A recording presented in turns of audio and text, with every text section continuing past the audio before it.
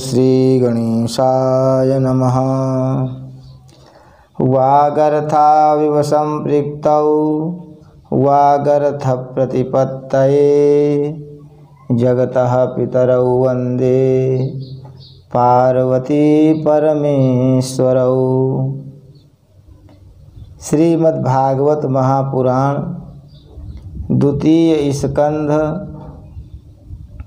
दसम अध्याय भागवत के 10 लक्षण। ओम नमो भगवते वासुदेवाय। श्री शुक उवाच। अत्र सर्गो विसर्गश्च स्थानं पोषणमूतयः मनवन्तरे सानुकथा निरोधो मुक्तिराश्रयः।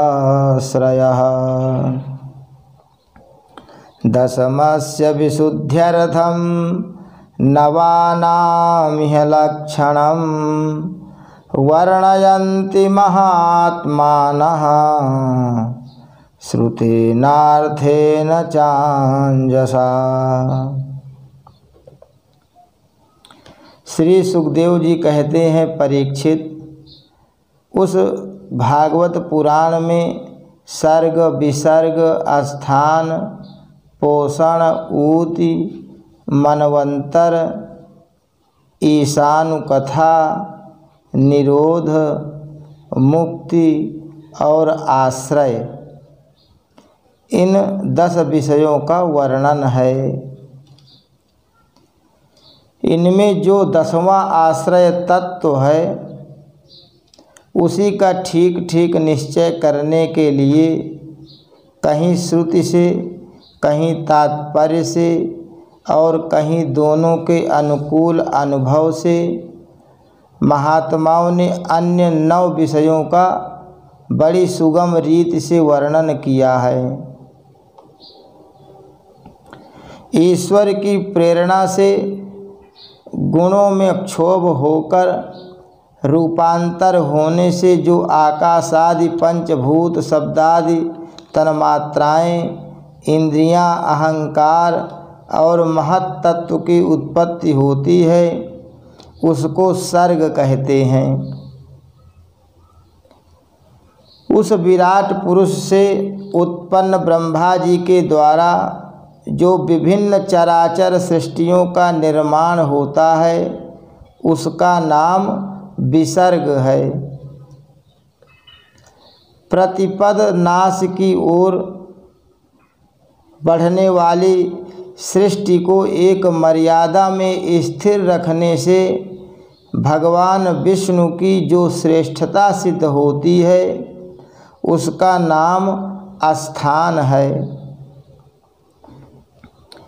अपने द्वारा सुरक्षित सृष्टि में भक्तों के ऊपर उनकी जो कृपा होती है उसका नाम पोषण है। मनवंतरों के अधिपति जो भगवत भक्ति और प्रजा पालन रूप शुद्ध धर्म का अनुष्ठान करते हैं उसे मनवंतर कहते हैं। जीवों की वे वासनाएं जो कर्म के द्वारा उन्हें बंधन में डाल देती हैं उसको ऊति नाम से कहा जाता है। भगवान के विभिन्न अवतारों के और उनके प्रेमी भक्तों की विविध आख्यानों से युक्त गाथाएं ईश कथा है। जब भगवान योग निद्रा स्वीकार करके शयन करते हैं तब इस जीव का अपनी उपाधियों के साथ उनमें लीन हो जाना ही निरोध है। अज्ञान कल्पित कर्तृत्व भोक्तृत्व आदि अनात्म भाव का परित्याग करके अपने वास्तविक स्वरूप परमात्मा में स्थित होना ही मुक्ति कहते हैं। परीक्षित, इस चराचर जगत की उत्पत्ति और प्रलय जिस तत्व से प्रकाशित होते हैं वह परम ब्रह्म ही आश्रय है। शास्त्रों में उसी को परमात्मा कहा गया है।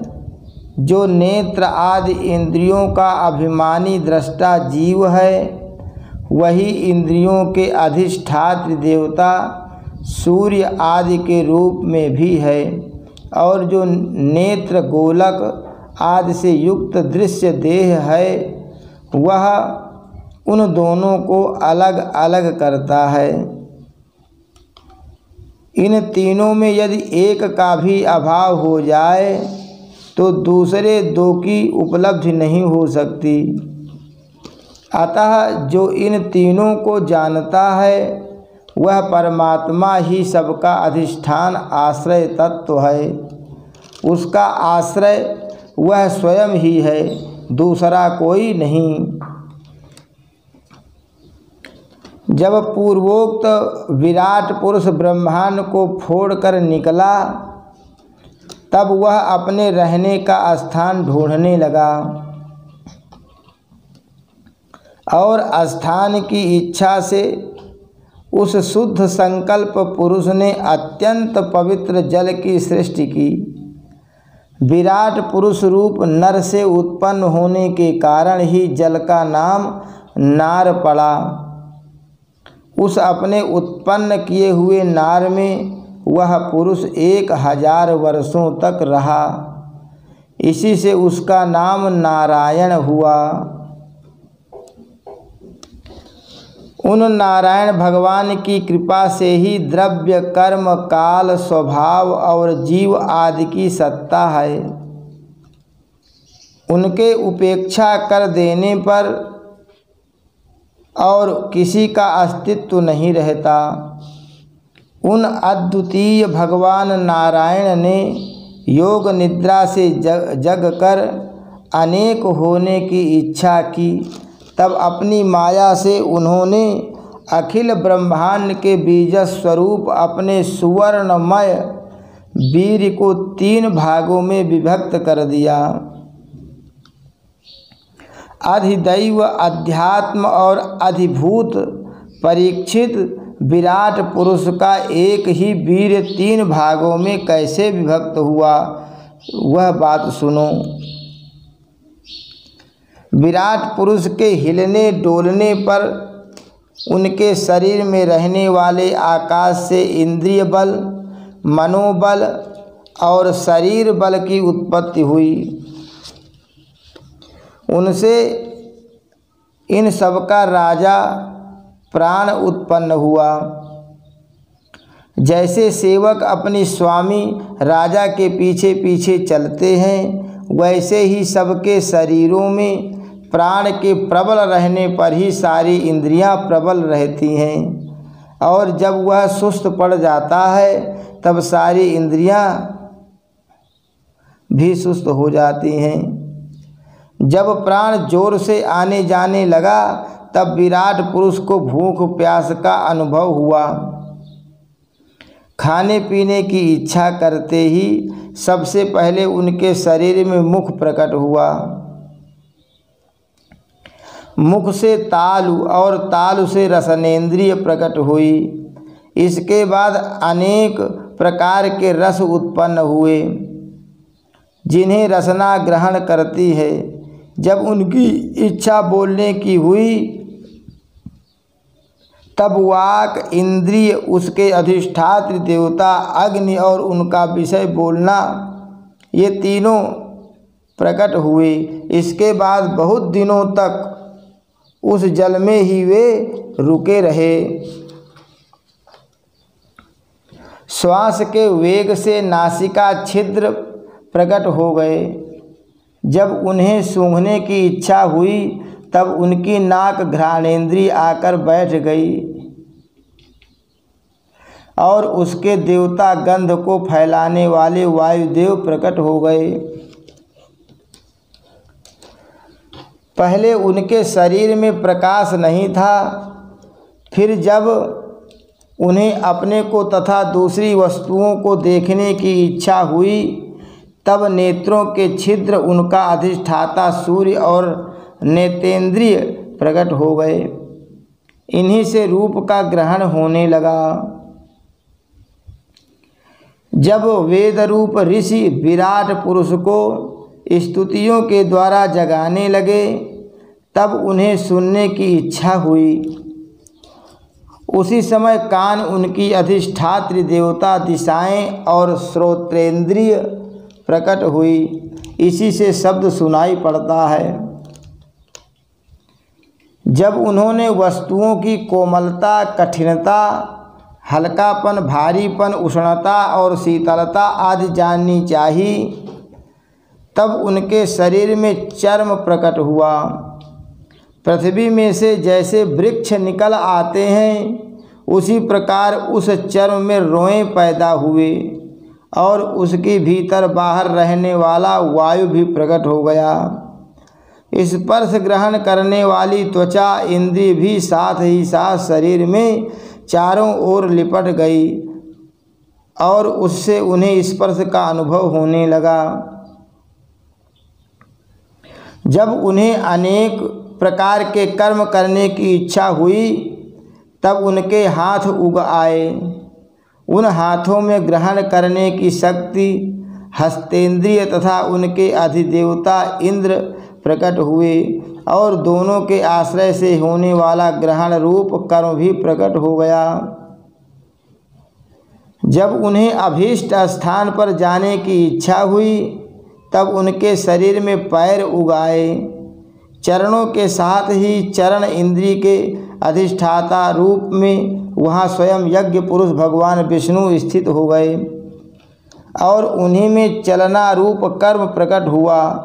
मनुष्य इसी चरणेंद्रिय से चलकर यज्ञ सामग्री एकत्र करते हैं। संतान, रति और स्वर्ग भोग की कामना होने पर विराट पुरुष के शरीर में लिंग की उत्पत्ति हुई। उसमें उपस्थेंद्रिय और प्रजापति देवता तथा इन दोनों के आश्रय रहने वाले काम सुख का आविर्भाव हुआ। जब उन्हें मल त्याग की इच्छा हुई, तब गुदा द्वार प्रकट हुआ। तत्पश्चात उसमें वायु इंद्रिय और मित्र देवता उत्पन्न हुए। इन्हीं दोनों के द्वारा मल त्याग की क्रिया संपन्न होती है।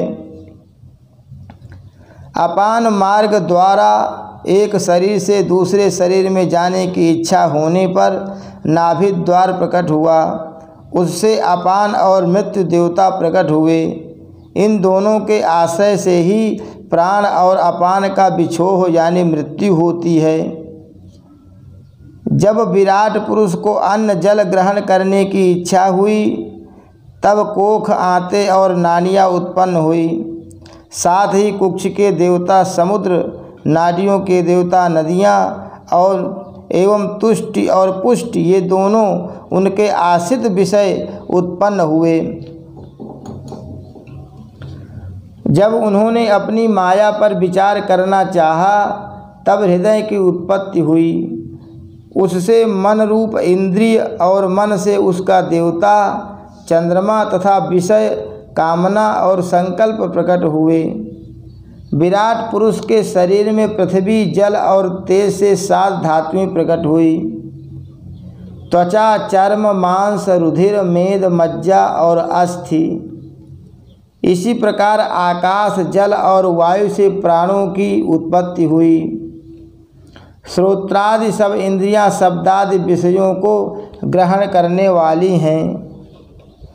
वे विषय अहंकार से उत्पन्न हुए हैं। मन सब विकारों का उत्पत्ति स्थान है और बुद्धि समस्त पदार्थों का बोध कराने वाली है। मैंने भगवान के इस स्थूल रूप का वर्णन तुम्हें सुनाया है। यह बाहर की ओर से पृथ्वी, जल, तेज, वायु, आकाश, अहंकार, महत्तत्व और प्रकृति इन 8 आवरणों से घिरा हुआ है। इससे परे भगवान का अत्यंत सूक्ष्म रूप है। वह अव्यक्त, निर्विशेष, आदि, मध्य और अंत से रहित एवं नित्य है। वाणी और मन की वहाँ तक पहुँच नहीं है। मैंने तुम्हें भगवान के स्थूल और सूक्ष्म, व्यक्त और अव्यक्त जिन दो रूपों का वर्णन सुनाया है, ये दोनों ही भगवान की माया के द्वारा रचित हैं। इसलिए विद्वान पुरुष इन दोनों को ही स्वीकार नहीं करते। वास्तव में भगवान निष्क्रिय हैं, अपनी शक्ति से ही वे सक्रिय बनते हैं। फिर तो वे ब्रह्मा का या विराट रूप धारण करके वाच्य और वाचक शब्द और उसके अर्थ के रूप में प्रकट होते हैं और अनेक नाम, रूप तथा क्रियाएं स्वीकार करते हैं। परीक्षित, प्रजापति, मनु, देवता, ऋषि, पितर, सिद्ध, चारण, गंधर्व, विद्याधर, असुर, यक्ष, किन्नर, अप्सराएं, नाग, सर्प, किमपुरुष, उरग, मातृकाएं, राक्षस, पिशाच, प्रेत, भूत, विनायक, कुष्मांड, उन्माद, वेताल, यातुधान, ग्रह, पक्षी, मृग, पशु, वृक्ष, पर्वत, सरीसृप इत्यादि जितने भी संसार में नाम रूप हैं, सब भगवान के ही हैं। संसार में चर और अचर भेद से दो प्रकार के तथा जरायुज, अंडज, स्वेदज और उद्भिज भेद से चार प्रकार के जितने भी जलचर, थलचर तथा आकाशचारी प्राणी हैं, सब के सब शुभ, अशुभ और मिश्रित कर्मों के तदनुरूप फल हैं। सत्व की प्रधानता से देवता, रजोगुण की प्रधानता से मनुष्य और तमोगुण की प्रधानता से नारकीय योनियाँ मिलती हैं। इन गुणों में भी जब एक गुण दूसरे दो गुणों से अभिभूत हो जाता है, तब प्रत्येक गति के तीन तीन भेद और हो जाते हैं। वे भगवान जगत के धारण पोषण के लिए धर्ममय विष्णु रूप स्वीकार करके देवता, मनुष्य और पशु पक्षी आदि रूपों में अवतार लेते हैं तथा विश्व का पालन पोषण करते हैं। प्रलय का समय आने पर वे ही भगवान अपने बनाए हुए इस विश्व को कालाग्नि स्वरूप रुद्र का रूप ग्रहण करके अपने में वैसे ही लीन कर लेते हैं जैसे वायु मेघमाला को कर लेती है। परीक्षित, महात्माओं ने अचिंत्यैश्वर्य भगवान का ही इसी प्रकार वर्णन किया है, परंतु तत्वज्ञानी पुरुषों को केवल इस सृष्टि पालन और प्रलय करने वाले रूप में ही उनका दर्शन नहीं करना चाहिए, क्योंकि वे तो इससे परे भी हैं। सृष्टि की रचना आदि कर्मों का निरूपण करके पूर्ण परमात्मा से कर्म या कर्तापन का संबंध नहीं जोड़ा गया है। वह तो माया से आरोपित होने के कारण कर्तृत्व का निषेध करने के लिए ही है। यह मैंने ब्रह्मा जी के महाकल्प का अवान्तर कल्पों के साथ वर्णन किया है। सब कल्पों में सृष्टि क्रम एक सा ही है। अंतर है तो केवल इतना ही कि महाकल्प के प्रारंभ में प्रकृति से क्रमशः महत्तत्वादि की उत्पत्ति होती है और कल्पों के प्रारंभ में प्राकृत सृष्टि तो ज्यों की त्यों ही रहती है। चराचर प्राणियों की वैकृत सृष्टि नवीन रूप से होती है। परीक्षित, काल का परिमाण, कल्प और उसके अंतर्गत मनवंतरों का वर्णन आगे चलकर करेंगे। अब तुम पाद्म कल्प का वर्णन सावधान होकर सुनो। शौनक जी ने पूछा, सूत जी, आपने हम लोगों से कहा था कि भगवान के परम भक्त विदुर जी ने अपने अति दुस्त्यज कुटुंबियों को भी छोड़कर पृथ्वी के विभिन्न तीर्थों में विचरण किया था। उस यात्रा में मैत्रेय ऋषि के साथ अध्यात्म के संबंध में उनकी बातचीत कहाँ हुई तथा मैत्रेय जी ने उनके प्रश्न करने पर किस तत्व का उपदेश किया? सूत जी, आपका स्वभाव बड़ा सौम्य है। आप विदुर जी का वह चरित्र हमें सुनाइए। उन्होंने अपने भाई बंधुओं को क्यों छोड़ा और फिर उनके पास क्यों लौट आए? सूत जी ने कहा, शौनकादि ऋषियों, राजा परीक्षित ने भी यही बात पूछी थी। उनके प्रश्नों के उत्तर में श्री सुखदेव जी महाराज ने जो कुछ कहा था वही मैं आप लोगों से कहता हूँ। सावधान होकर के सुनिए। हरि शरणम। श्री कृष्णार्पणमस्तु।